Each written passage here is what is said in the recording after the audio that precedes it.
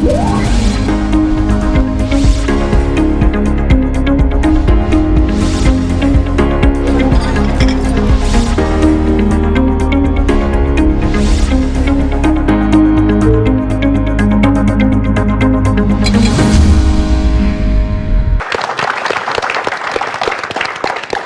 lagi pemirsa dalam acara Ayo Sehat.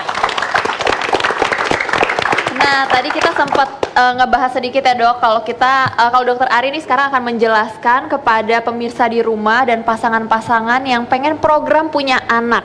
Nah, gimana sih dok cara menghitung masa subur, dan mungkin dokter Ari juga mau menjelaskan soal siklus menstruasi ya dok ya? Baik, betul. Jadi gini, yang pertama kali kita mesti tahu bahwa siklus normal terpendek itu adalah 21 hari.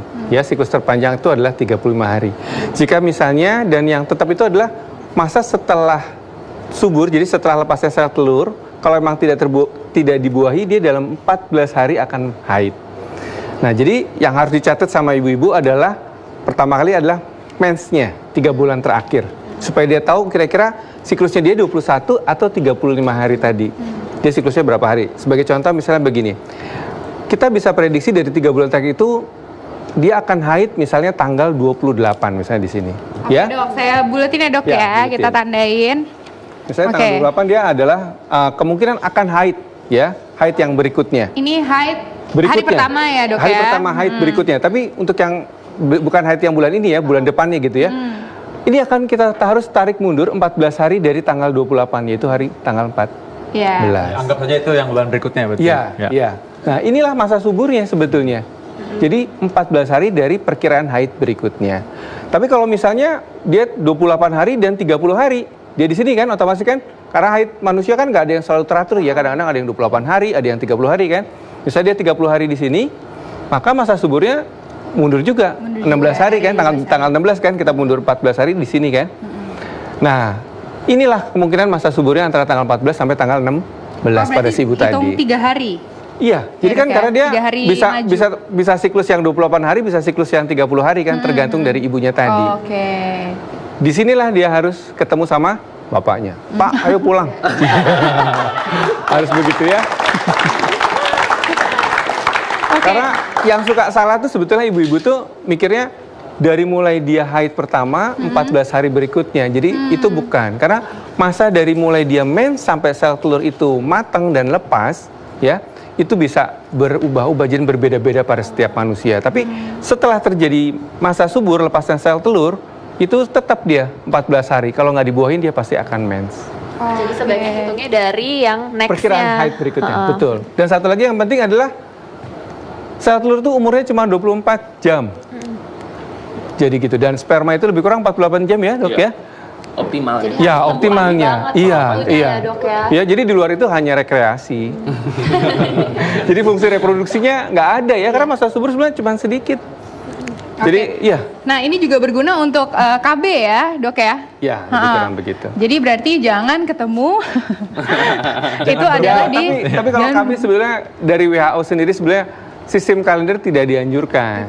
Ya, karena angka kegagalannya bisa dibilang hampir sama seperti orang yang tidak KB. Jadi sebaiknya kalau emang mau menghindari kehamilan, pakailah alat KB yang orang Jawa bilang kena. Sekalian kalau gitu. Iya. Susah tapi ya. Tuh, mana tahan gitu ya. Nah, dok, ini kan kalau perempuan. Ya. Kalau laki-laki gimana dok? Ini dokter Vito bener-bener concern nih dok. Masa suburnya dokter Vito. Karena dokter Arlen juga mungkin rasa concern karena ini mempengaruhi hidupnya juga. Sama-sama concern berarti ya. Jadi gini, kalau laki-laki itu pembentukan sperma itu ada siklusnya. Namun sperma itu dikeluarkan itu tidak sekaligus. Jadi sperma setelah dibentuk dia akan disimpan. Nah, disimpan itu ketika misalnya berhubungan dia akan keluarin sebagian. Kemudian berikutnya lagi ini akan jadi simpanan yang baru akan disimpan lagi. Nanti jadi nggak langsung keluar kayak perempuan. Sehingga siklus masa suburnya itu nggak ada. Karena blur sama simpanan itu gitu.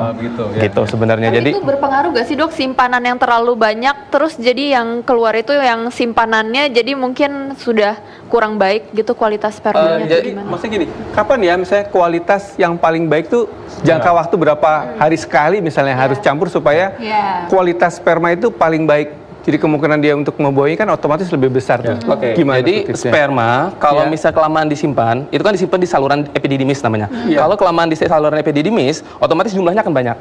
Namun karena banyak sperma tua, kualitasnya nggak bagus, jadi pergerakannya udah jelek, bentuknya udah jelek. Nah, Ngerasa saya. oke. Sehingga yang paling bagus itu 2 hari sampai 7 hari. Oke.